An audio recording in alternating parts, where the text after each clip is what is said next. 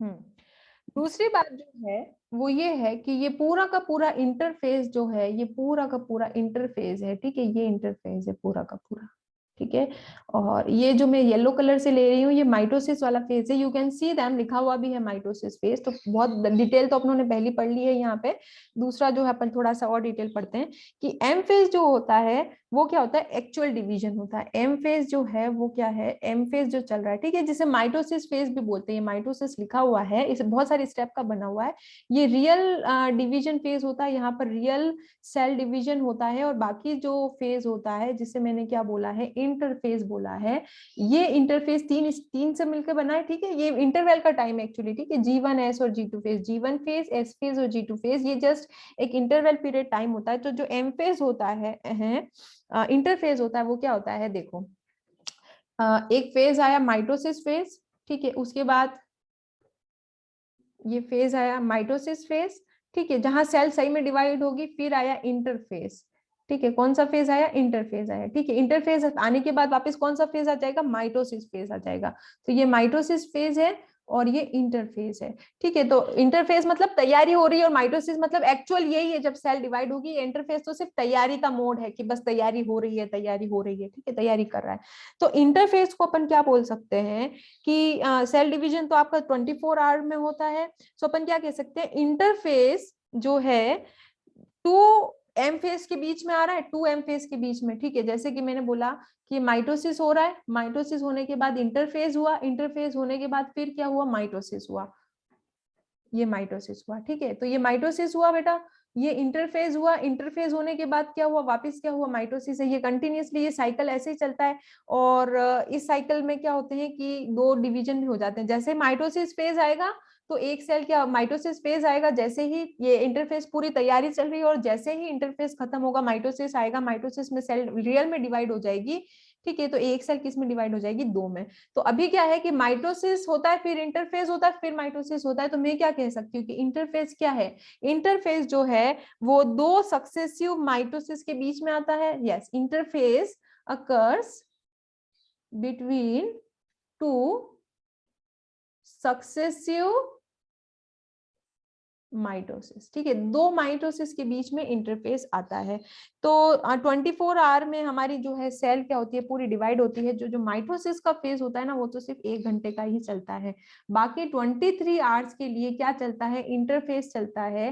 23 hours के लिए interface चलता है। ये तो सिर्फ 1 घंटे का होता है माइटोसिस, और इस 1 घंटे में रियल में सेल का डिवीजन होता है। बाकी तो इंटरफेस में पूरी तैयारी चलती रहती है। तो इसे क्या बोलते हैं, सेल डिवीजन प्रॉपर। क्या बोलते हैं इसे, सेल डिवीजन प्रॉपर। प्रॉपर मतलब रियल में जो सेल डिवाइड हो रही है ना, 1 से 2 में डिवाइड हो रही है, वो यहीं पर है माइटोसिस में।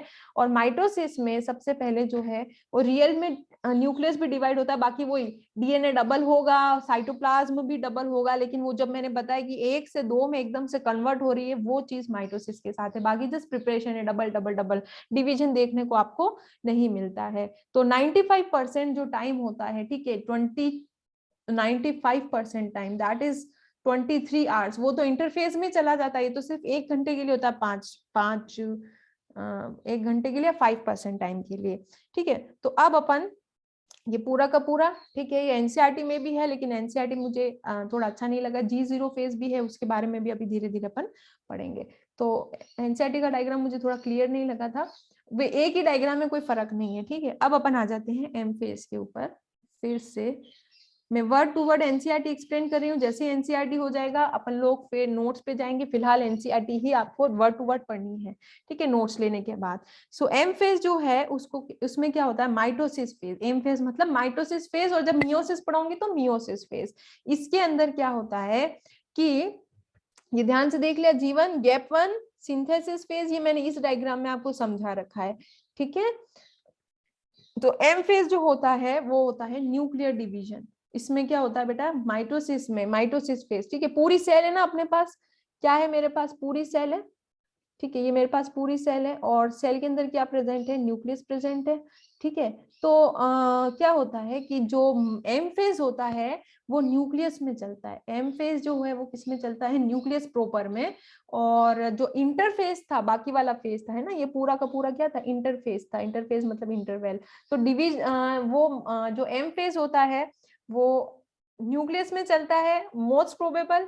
ठीक है, तो इसलिए जो एम फेज होता है या माइटोसिस फेज होता है वो ज्यादातर जो है वो न्यूक्लियर डिवीजन से ही रिलेटेड होता है या न्यूक्लियस में चलता है, और यहाँ न्यूक्लियस का डिवीजन होता है। तो यहाँ पर जो है एम फेज में कैरियोकाइनेसिस हो सकता है। ठीक है, इसे बोलते हैं कैरियोकाइनेसिस।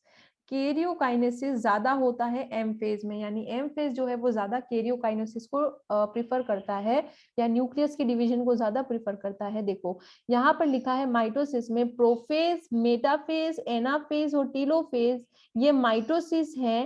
ठीक है, और ये जो है ये है सेल, ये यहाँ तक इतना सेल डिवीजन हो रहा है, तो ये साइटोकाइनेसिस क्या है, देखो ये जो माइटोसिस प्रॉपर है ना, बस ये माइटोसिस प्रॉपर है, ये माइटोसिस लिखा हुआ है। ठीक है, ये आपको कलर में थोड़ा सा डिफरेंस दिख रहा है। तो ये जो माइटोसिस है, ये माइटोसिस न्यूक्लियस में चलता है, प्रॉपर न्यूक्लियस में चलता है। और इस माइटोसिस के अंदर जो है वो क्या होता है, सिर्फ न्यूक्लियस का ही डिवीजन होगा। ठीक है, न्यूक्लियस का मतलब न्यूक्लियस में डिवीजन के शुरुआत जो भी चीजें हैं वो न्यूक्लियस के अंदर होगी।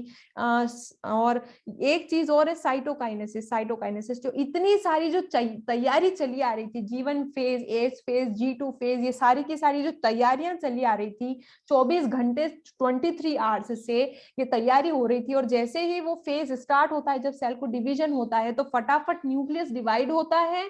उसके बाद क्या डिवाइड होता है, सेल डिवाइड होता है। तो माइटोसिस का जो फेज है जो आपको यहाँ पर दिख रहा है, ठीक है, ध्यान से देखोगे तो एक दो बार डायग्राम और समझ में आ जाएगा। तो माइटोसिस का जो फेज है वो मेन फेज क्या है कि सेल न्यूक्लियस को डिवाइड करना है। तो यहाँ एस फेज है, इसका मतलब क्या है कि डीएनए न्यूक्लियस में डीएनए डबल वबल सब हो गया है, धीरे धीरे डीएनए डबल हो गया है और क्रोमोसोम बनने की तैयारी हो गई, क्रोमोसोम्स बनना शुरू हो गए हैं धीरे धीरे कि अब क्रोमोसोम बनाएंगे, क्योंकि पहले तो क्रोमेटिन थ्रेड होता है। फिर जब माइटोसिस आता है, स्टेज शुरू होती है, तो क्या होता है, पहले न्यूक्लियस डिवाइड होता है जिसे माइटोसिस बोलते हैं, और फिर साइटोकाइनेसिस होता है। मतलब क्या डिवाइड होता है, साइटोप्लाज्म डिवाइड होता है। ठीक है, तो पहले जो है वो न्यूक्लियस डिवाइड होगा, उसके बाद क्या डिवाइड होगा, साइटोप्लाज्म डिवाइड होगा। और इस पूरे इवेंट को क्या बोलेंगे अपन, सेल डिवीजन, जो 1 घंटे के अंदर कंप्लीट होता है। बाकी सारे इवेंट 23 घंटे के लिए बस तैयारियां ही तैयारियां हैं, और जैसे ही 1 घंटा आया पूरा रिजल्ट निकल गया और एक सेल 2 में डिवाइड हो गई है। तो माइटोसिस जो है वो कैरियोकाइनेसिस भी कहलाती है, माइटोसिस फेज। ठीक है, बस ये माइटोसिस फेज, इसे कैरियोकाइनेसिस भी बोलते हैं।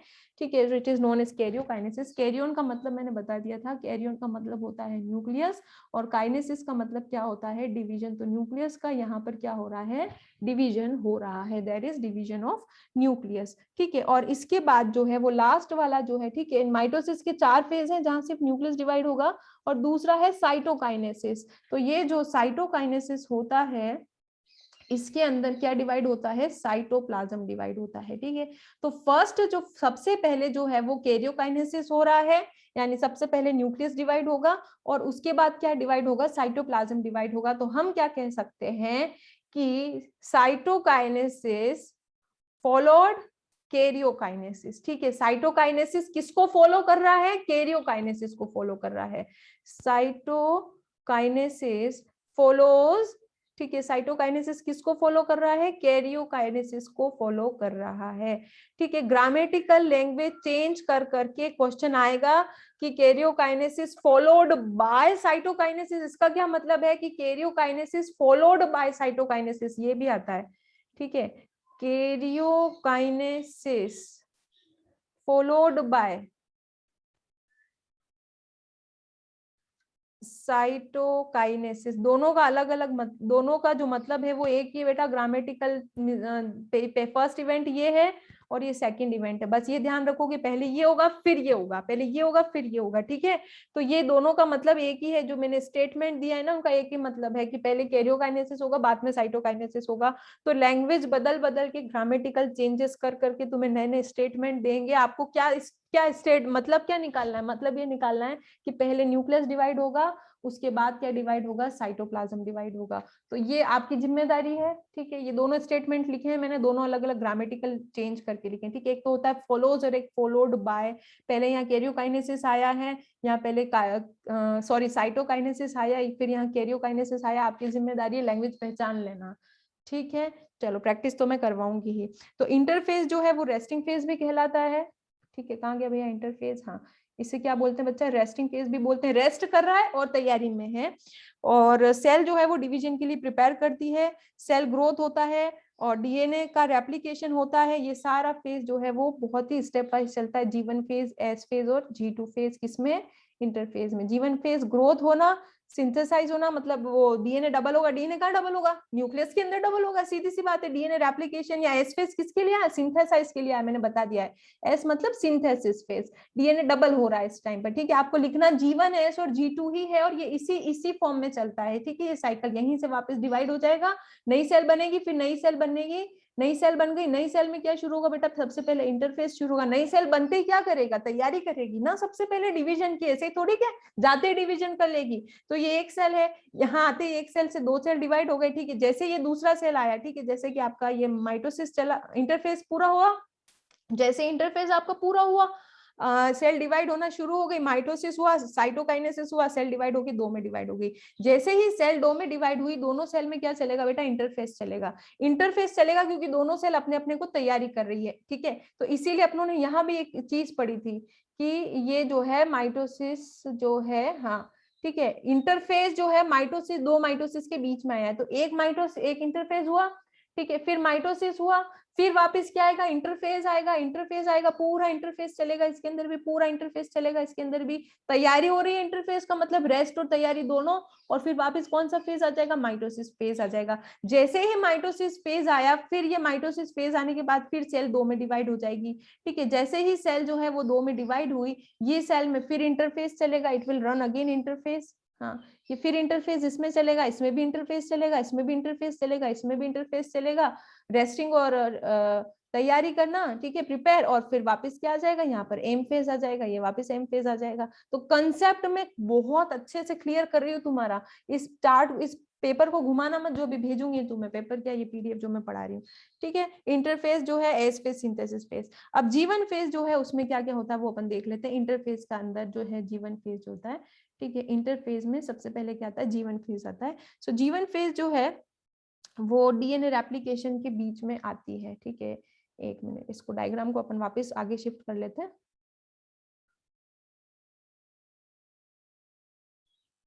एक मिनट,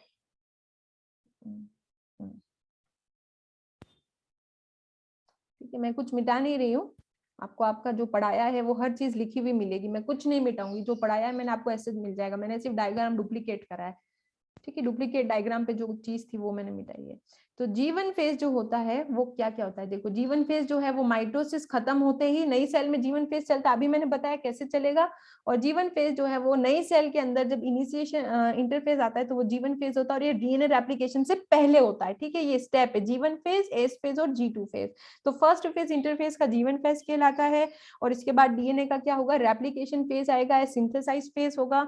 और G1 फेज में सेल जो है वो क्या हो जाती है बेटा, सेल जो होती है वो मेटाबॉलिकली एक्टिव हो जाती है। मेटाबॉलिज्म बताया ना, मेटाबॉलिकली एक्टिव हो जाती है, जो जो चाहिए, जो जो नहीं चाहिए वो सब चीजें ये शुरू कर देगी।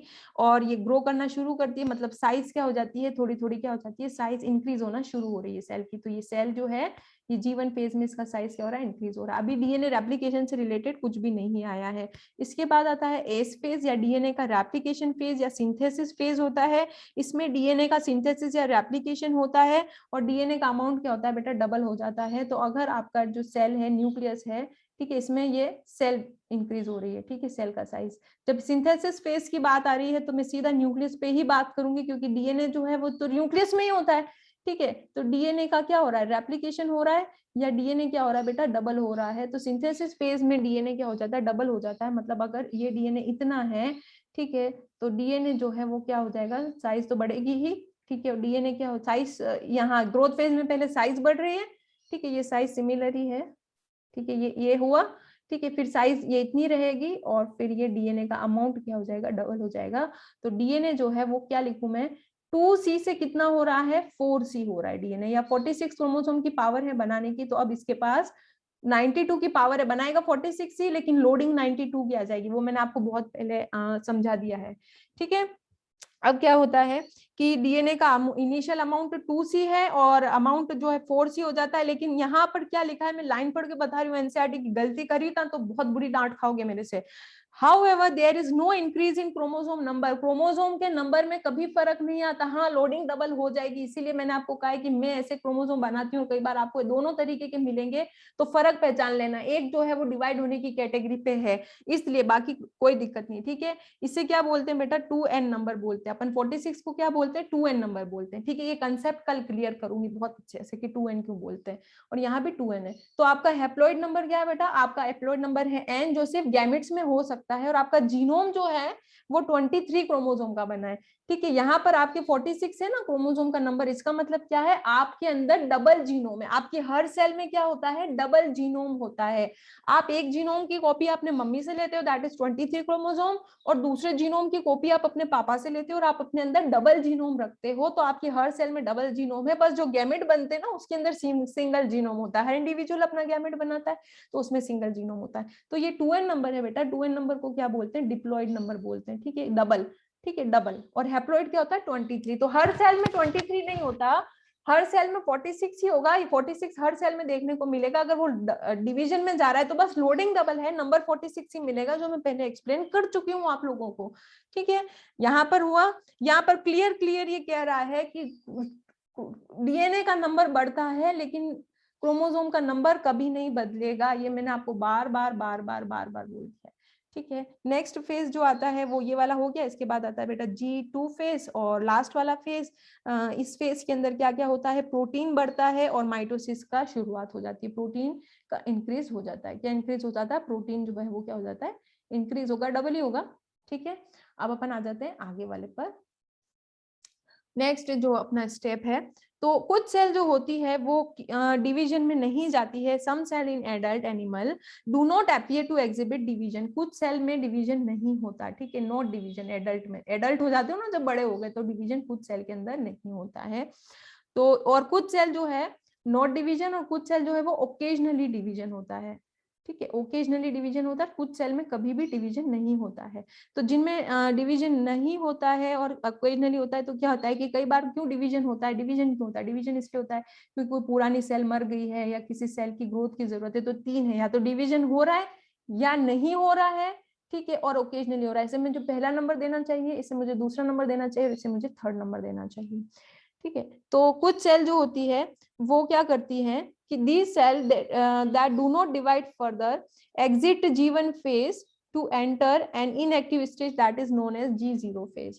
तो कुछ सेल जो है वो G0 फेज में क्या हो जाती है बेटा, स्ट्रक हो जाती है, और G1 फेज क्या कर देती है, एग्जिट कर देती है, क्या कर देती है, एग्जिट कर देती हैं, जिन्हें आगे डिवीजन में नहीं जाना है या फिलहाल रुके रहना है, या तो उन्हें रुका रहना है, ठीक है, या तो डिवीजन में जाना ही नहीं है या ओकेजनली जाना है, फिलहाल डिवीजन में नहीं जाना, फिलहाल उन्हें डिवाइड नहीं होना, तो G1 फेज से एग्जिट हो जाती है और G0 फेज पर आ जाती है, और G0 फेज को क्या बोलते हैं,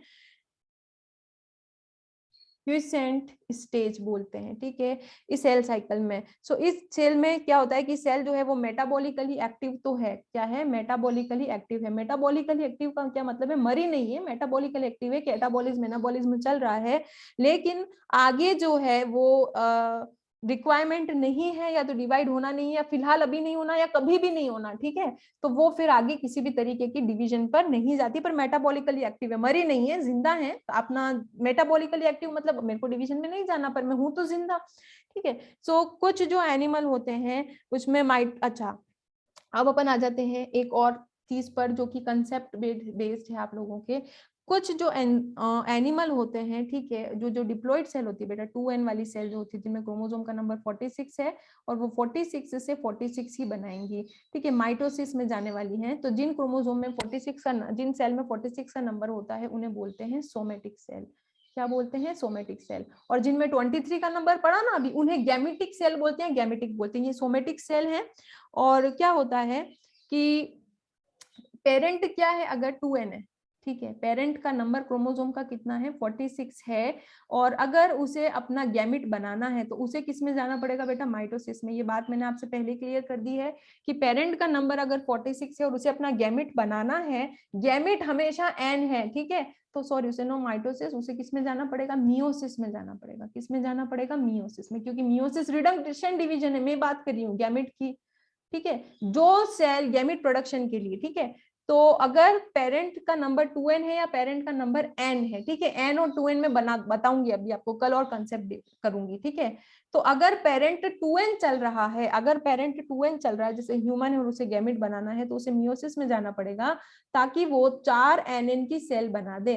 तो nn की सेल क्या होती है, क्रोमोसोम का नंबर क्या हो जाएगा, हाफ हो जाएगा मियोसिस में, ठीक है, हाफ हो जाएगा। इन्हें क्या बोलते हैं बेटा, अपन गैमिट बोलते हैं, ठीक है। ये गैमेटिक सेल बोल दो या गैमेटिक सेल बोल दो, गैमेट बोल दो, ठीक है। और कुछ प्लांट, ज्यादातर वो पढ़े थे ना तुमने, एल्गी और वो एल्गी ब्रायोफाइट, और वो उनमें पेरेंट ही है जिन्हें थैलेस बोला है, और एक होता है बेटा हनी बी, ठीक है। हनी बी में भी जो नंबर होता है ना वो एन ही होता है, मेल का जो नंबर होता है वो एन होता है, ठीक है, मेल जो है वो एन होते हैं। तो अब इनको भी अपना गैमेट बनाना है, तो अब ये मियोसिस में थोड़ी जाएगा, क्योंकि मियोसिस में जाएगा तो n/2 हो जाएगा, क्योंकि मियोसिस क्या होता है, रिडक्शन होता है ना, ठीक है। तो अगर पेरेंट 2n है तो वो मियोसिस में जाके nn का गैमेट बना लेता है, ठीक है। हाथ पे लिख लेना, ठीक है, क्या लिखना है हाथ पे बेटा, हाथ पे क्या लिखना है, गैमेट का नंबर क्या होता है, हमेशा n होता है। ऐसा कोई ऑर्गेनिज्म नहीं है जिसमें गैमेट 2n हो, पेरेंट n या 2n हो सकता है। तो जैसे हनी भी थे या बहुत सारे प्लांट्स थे जिनका पेरेंट ही n है और उसे गैमेट बनाना है, तो क्या वो मियोसिस में जाएगा, अगर वो मियोसिस में जाएगा तो n/2 आ जाएगा, लेकिन गैमेट तो n होता है, तो उसको किस में जाना पड़ेगा, उसको जाना पड़ेगा फिर माइटोसिस में। और माइटोसिस में जाने के बाद वो क्या करेगा, 2 ही बनाएगा, क्योंकि माइटोसिस में तो 2 ही बनती है, अभी मैंने बताया मियोसिस में 4 बनती, माइटोसिस में 2 बनती है, और माइटोसिस में एक नंबर वही रहता है n/2nn, यहाँ 2n/2nn बन गया। तो कुछ ऑर्गेनिज्म जो है उन्हें माइटोसिस में जाना पड़ेगा, कुछ ऑर्गेनिज्म जो है मियोसिस में जाना पड़ेगा। हम 2n है इंसान, तो हमें मियोसिस में जाना पड़ता है गैमेट बनाने के लिए, ठीक है। तो अब तुम्हारे दिमाग में कंफ्यूजन आ रहा होगा कि यार इससे इसका मेल जब इसके फीमेल से कांटेक्ट में आएगा तो क्या होगा, वो तो फिर 2n नंबर आ जाएगा, क्योंकि फीमेल की भी n होगी, 2n नंबर आ जाएगा। वो मत सोचो, वो मैं 12th में पढ़ाऊंगी, ठीक है। फिलहाल यही अपने दिमाग में रख लो।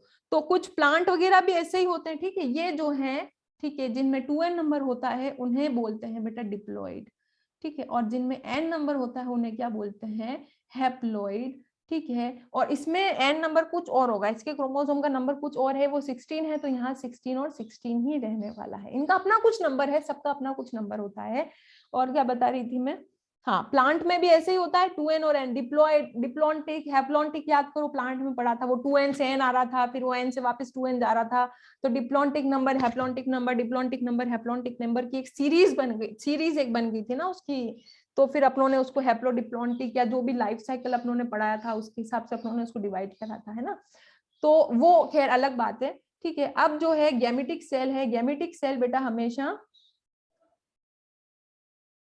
ह्यूमंस में तो 4 ही बनेगी, क्योंकि ह्यूमन की जो है वो मियोसिस में जा रही है, ह्यूमन मियोसिस में जाता है। ह्यूमन के अंदर जो सेल बनती है जिन्हें गैमेट बनाने पड़ते हैं, क्योंकि हमारा ओरिजिनल नंबर क्या है, हमारी हर सेल में, हमारी जो सेल गैमेट बनाएगी ना, ह्यूमन की जो सेल गैमेट बनाएगी, हमारी जो सेल गैमेट बनाएगी, उस सेल का नंबर 2n है। तो हम पूरा इंडिविजुअली 2n है, हमारे अंदर इंसान पूरा 2n ही होता है। लेकिन जब वो कुछ सेल जो है गैमेट बनाती, मैंने अभी बताया कि सारी सेल गैमेट नहीं बनाती, कुछ सेल गैमेट बनाती है, जो सेल गैमेट बनाएगी वो भी 2n है, तो उसे मियोसिस में जाना पड़ेगा ताकि 4 क्या बना दे, गैमेट बना दे। लेकिन जो हनी भी होते हैं, कुछ प्लांट होते हैं, उन प्लांट को मैंने गैमेटोफाइट गैमेटोफाइट कर करके बताया था तुम्हें बार बार, उनका तो पेरेंट ही एन है, नंबर ही एन चल रहा है, उनके अंदर तो नंबर ही एन है। अब उनकी जब खुद सेल गैमेट बनाना चाहेगी, तो जब ये गैमेट बनाना चाहेगी तो वो माइटोसिस में जाएगी, वो मियोसिस में जाएगी नहीं। माइटोसिस में तो 2 ही बनती है, मैंने अभी बताया, माइटोसिस में 2 बनती है, मियोसिस में 4 बनती है। देखना अभी भेजूंगी, इसको पीडीएफ भेजूंगी। तो फिर वो 4 तो बना ही नहीं सकती, क्योंकि माइटोसिस के पैटर्न में 2 बनती है और नंबर इक्वल रहता है, ये नंबर तो एन है। यहाँ मियोसिस जा रहा है, नंबर एन से 2n हो गया, या नंबर जो 46 से क्या हो गया, 23 हो गया। गैमेट हमेशा बेटा हैप्लॉइड होता है, गैमेट हमेशा हैप्लॉइड होता है, ठीक है। तो ये हैप्लॉइड और डिप्लॉइड क्या है वो मैं बता दूंगी अभी, ठीक है, कल थोड़ा सा समझा दूंगी हैप्लॉइड और डिप्लॉइड।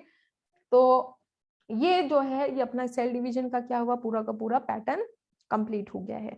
अब कल मैं स्टार्ट कराऊंगी आप लोगों को एम फेज यानी माइटोसिस फेज, वापस पूरा का पूरा डिटेल में बताऊंगी। अभी तुम्हारे पास ये पीडीएफ आ जाएगा, इसे बहुत ध्यान से अच्छे से रिवाइज करोगे और